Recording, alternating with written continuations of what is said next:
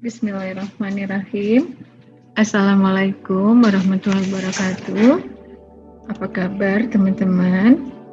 Kita akan lanjutkan. Ulangi, salah. Bismillahirrahmanirrahim. Assalamualaikum warahmatullahi wabarakatuh. Apa kabar teman-teman? Semoga tetap sehat selalu ya dan tetap semangat. Saat ini kita akan belajar mengenai accounting to merchandising company, yaitu akuntansi untuk perusahaan dagang. Perusahaan dagang adalah perusahaan yang membeli dan menjual barang untuk memperoleh keuntungan, di mana perusahaan dagang ini biasanya menjual barangnya bisa dari tangan distributor ke distributor kecil ataupun bisa dari pedagang eceran kepada customer langsung, di mana pendapatan utama dari perusahaan dagang adalah berasal dari penjualan atau sales ya. Di mana perusahaan dagang juga dia tidak merubah bentuk dagangannya, hanya merubah dari segi packagingnya. Nah, untuk perusahaan dagang ini biasanya yang harus betul-betul dipahamkan adalah bagaimana menghitung laba ruginya. Beban dari suatu perusahaan dagang ini terdiri atas dua kategori. Yang pertama adalah perhitungan dari harga pokok penjualan dan yang kedua adalah beban operasional dari kegiatan ataupun operasional di perusahaan tersebut. Dan untuk harga pokok penjualan ini adalah nilai dari seluruh barang yang siap dijual selama satu periode.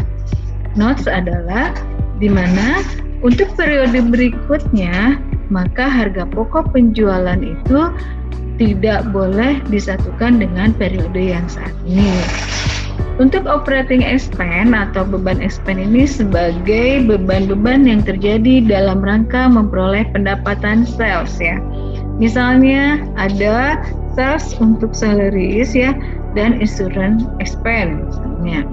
Dan gross profit biasanya ini sebagai selisih antara sales yang penjualan ini adalah berkaitan dengan pendapatan penjualan ya dengan COGS-nya, di mana rumus gross profit ini adalah sales dikurangi cost of goods sold.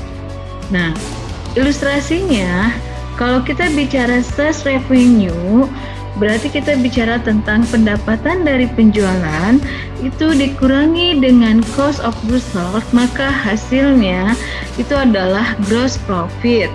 Sedangkan kalau dikurangi dengan operating expense, maka di situ nilai itu adalah net income atau loss. Nah, untuk gross profit atau gross margin ini ya di sini ada sales revenue dikurangi COGS ya. Gross profit ini biasanya sebelum dari operating expense atau beban operasional. Jadi gross profit dikurangi operating expense itu adalah net income. Jadi kalau kita ingin mencari rumus net income, pertama adalah sales revenue dikurangi dengan cost of goods sold dan dikurangi oleh operating expense, maka itu adalah net income. Perbandingan income statement yang ada di posisi income statement jenis perusahaan jasa dengan dagang. Teman-teman bisa perhatikan di sini, perbandingannya adalah kalau di sini kita akan melihat net income-nya itu adalah service revenue, misalnya di sini dikurangi dengan expense, maka itu adalah net income. Yang membedakan kalau misalnya di sini ada perhitungan cost of goods sold atau harga pokok penjualan itu menjadi gross profit dan kemudian dikurangi dengan operating expense-nya, maka itu adalah net income. Jadi teman-teman bisa terlihat perbedaannya. Kalau di perusahaan jasa itu tidak ada COGS. Sedangkan untuk perusahaan dagang itu terdapat COGS. Financial position. Untuk financial position di mana di sini adalah kita akan melihat financial position ini adalah service company, misalnya di sini untuk laporan posisi keuangannya misalnya sama ada current asset ya. Tapi yang membedakan di sini adalah adanya inventory. Jadi laporan posisi keuangan misalnya di akhir Desember, kalau di current asset untuk perusahaan jasa kita tidak menemukan yang adanya inventory. Sedangkan kalau di perusahaan dagang kita menemukan yang di situ adanya inventory.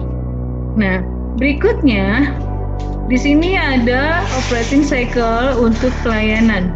Jadi kalau kita perhatikan untuk jenis perusahaan jasa, maka kita akan menemukan bahwa di sini adalah penerimaan kas dari pelayanan itu adalah ketika kita memberikan servisnya kepada customer.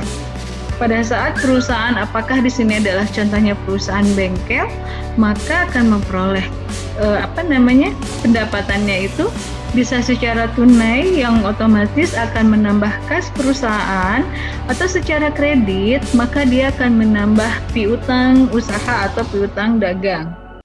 Sedangkan untuk merchandise company, kalau untuk merchandise company adalah perusahaan dagang, perbedaannya adalah ketika kita di perusahaan dagang, kita akan melihat misalnya contoh di sini untuk membeli barang tersebut adalah barang persediaan dagangan ya. Nah, persediaan barang dagang ini kemudian itu dijual persediaannya kepada customer baik secara tunai yang menghasilkan kas ataupun secara kredit nanti adalah ke piutang dagang. Di dalam pencatatan inventory sistem ini terdapat dua jenis pencatatan. Yang pertama adalah perpetual ya. Biasanya ini pencatatannya itu adalah setiap itemnya ini jelas. Jadi transaksinya ketika ada transaksi penjualan maka saat itu dicatat. Sedangkan intinya sistem ini mencatat persediaan secara rinci baik saat membeli atau menjual barang. Jadi artinya tadi sudah saya sampaikan pada saat barang tersebut akan dibeli atau dijual itu langsung dicatat oleh bagian akuntan. Sedangkan kalau periodik dicatatnya di akhir periodik.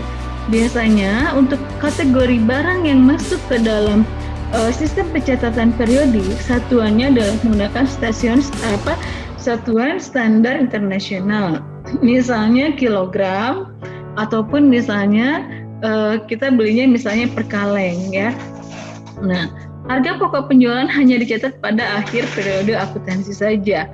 Nah, sekarang untuk COGS ini, perhitungan atas COGS ini dapat dilakukan setiap kali terjadi penjualan atau pada akhir periode akuntansi.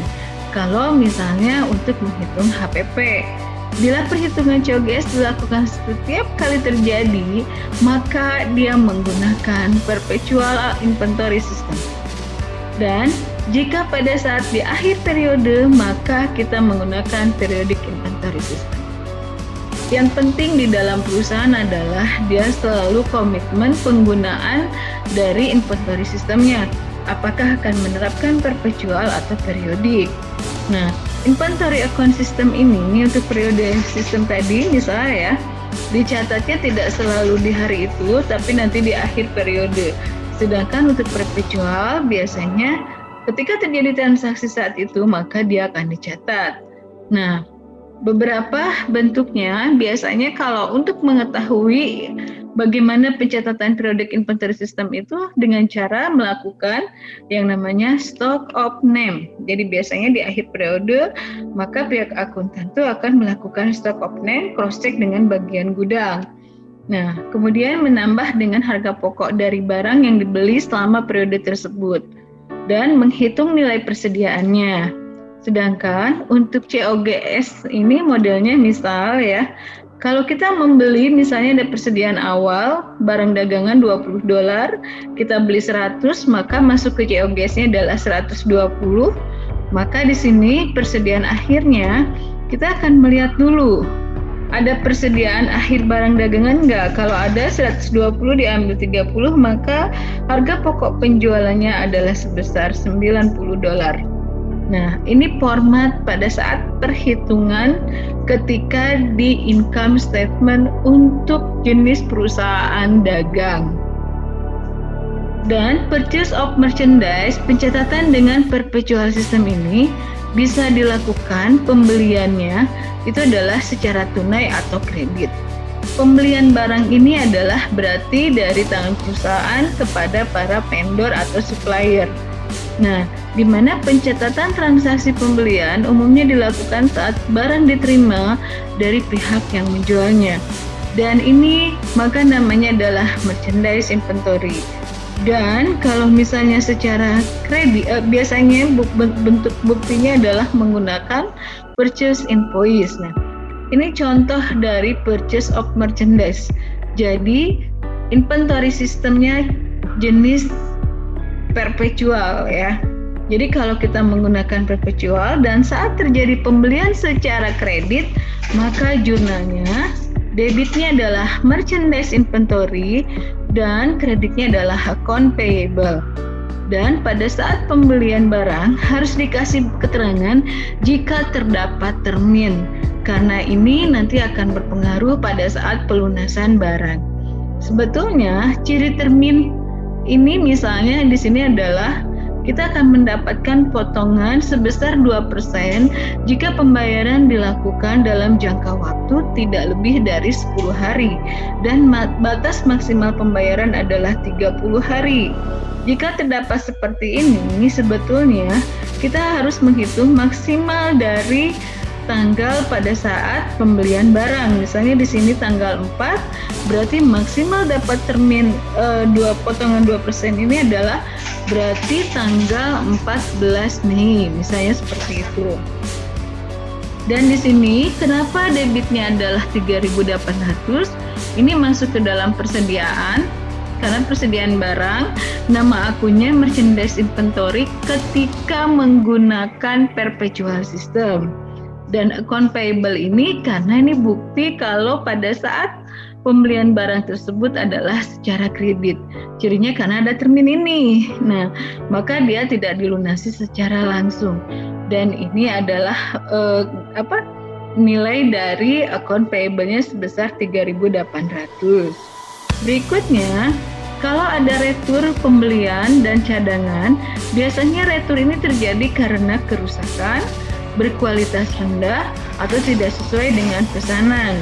Ini yang sering mendominasi untuk masalah retur. Dan pengembalian tersebut biasanya pembeli akan mengeluarkan memo debit atau memorandum. Ini jurnal ketika terjadi retur. Karena tadi transaksi di awal menggunakan perpetual system, maka yang asalnya merchandise inventory-nya di debit pindah ke kredit. Karena di sini persediaannya pun di sini mengalami pengurangan sebesar 300 di kredit. Dan hutang dagangnya pun mengalami pengurangan karena barangnya dikembalikan kepada pihak supplier. Dan kita tulis di sini nomor suratnya, misalnya nomor buktinya DM nomor 126. Nah, berikutnya ini kalau terjadi ongkos kirim. Biasanya pada saat transaksi jual beli ada yang namanya free on board. Ini tergantung kesepakatan bersama. Perjanjian jual beli ini biasanya mencantumkan beberapa pihak yang menanggung biaya pengiriman barang tersebut. Ada yang disebut FOB shipping point, di mana di sini adalah seller hanya berkewajiban mengantar barang sampai ke tempat sarana transportasi yang akan digunakan, atau buyers ya. Di sini yang membayar ongkos angkut. Jadi artinya ciri FOB free on board untuk shipping point adalah ketentuannya poin 1 seperti ini dan ini adalah poin 2. Dan kalau misalnya kesepakatan di awal menggunakan destination, biasanya barangnya itu udah auto diantar ke tempat yang beli barang dan penjual yang membayar biaya angkutnya. Nah, untuk accountingnya, untuk biaya pengiriman barang, untuk FOB shipping point, maka ada yang disatukan ongkos angkutnya itu ke persediaan barang. Dan untuk FOB destination, biasanya nama akunnya terpisah dari nama barangnya, itu adalah delivery expense. Nah, berikutnya ini adalah accounting for freight cost FOB shipping point, di mana merchandise inventory to cash. Kondisinya adalah di sini misalnya 150, di sini pun 150. Maka kita akan melihat dari sini Merchandise inventory ini akan dilihat misalnya di sini posisinya ada di debit dan cash-nya ada di kredit. Ini untuk mencatat pembayaran ongkos kirim yang sifatnya adalah FOB shipping point. Siapa ini yang mencatat? Kalau di sini kita memperhatikan yang mencatat adalah pihak perusahaan. Nah, karena di sana kasnya berkurang sebesar 150. Nah, untuk destination maka jurnalnya adalah freight out. Dia terpisah dari barangnya, dari persediaan barang dagangan, maka jurnalnya adalah freight out to cash ya. Maka nilainya adalah sebesar ini. Berikutnya, untuk purchase diskon, untuk penjualan kredit, penjualan biasanya menawarkan insentif berupa potongan harga diskon kepada pembeli. Biasanya ini sebelum jatuh tempo, maka purchase diskonnya adalah bagi pembeli, potongannya disebut dengan purchase diskon. Dan biasanya besarannya ini tergantung dari kesepakatan ataupun aturan yang ditetapkan oleh perusahaan. Untuk jurnalnya, kalau dia menggunakan tadi inventory system, maka di sini adalah jurnalnya debitnya account payable, kreditnya cash, dan merchandise. Kenapa seperti ini? Di sini ada potongan sebesar 70 karena mendapatkan termin tadi yang nominalnya adalah 2% karena pembayarannya dilakukan tidak lebih dari 10 hari. Nah, berikut tanggal 3 Juni, misalnya di sini adalah pencatatan pembayaran dengan diskon, di mana account payable pada cash ya, nilainya adalah seperti ini. Pembayaran ini setelah diskon, account payable ini bahkan dipindah di debit dan cashnya adalah di kredit. Terus sales transaction, di sini pendapatan ya, jadi kita melaporkan hasil pendapatan. Biasanya sales transaction ini diawali dengan adanya penawaran pendapatan. Jadi untuk prinsipnya sendiri bahwa pendapatan dari penjualan ini menggunakan prinsip pengakuan pendapatan yang harus diakui dan dilaporkan saat barang telah diserahkan oleh pihak penjual kepada pembeli. Ini adalah pencatatan pada saat penjualan secara tunai. Cash to sales, cash of goods sold pada merchandise inventory kalau dia menggunakan perpetual system. Dan kalau dia perpetual system ini, maka kalau kreditnya itu kita juga akan lihat piutangnya adalah account receivable to sales. Dan biasanya di situ adalah kita akan melihat cost of goods sold pada merchandise inventory. Kalau untuk di sini adalah pencatatannya perpetual system.